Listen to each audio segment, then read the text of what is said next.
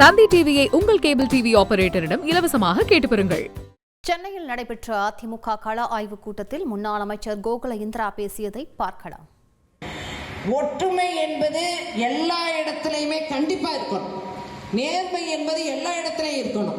என்னை பார்த்த உடனே நிறைய பேர் கும்பிடுறதுக்கு பயப்படுறது, போட்டோ போடுறது, பேனர்ல போடுறதுல பயப்படுறது, கோகுலேந்திரான்றது போடுறதுல பயப்படுறது, இதை தவிர்க்க வேண்டும். இப்பவும் சொல்றேன், யார் வேணாலும் கேண்டிடேட்டா வரலாம், யாரை வேணாலும் பொதுச் செயலாளர் முடிவு பண்ணலாம், சீட்டு வேணுங்கிறது யார் வேணாலும் பண்ணலாம். நான் யாருடைய மனதும் புண்படும்படியாக இல்லை, நான் யாருக்குமே தொந்தரவு கொடுக்கறது இல்லை, நான் யாருக்கிட்டையுமே குரூப்பிசம் பண்றது கிடையாது, யாருக்கிட்டையும் எதுவுமே சொல்றது கிடையாது. நாங்கள் கேட்பது ஒரு அடிப்படை மரியாதை.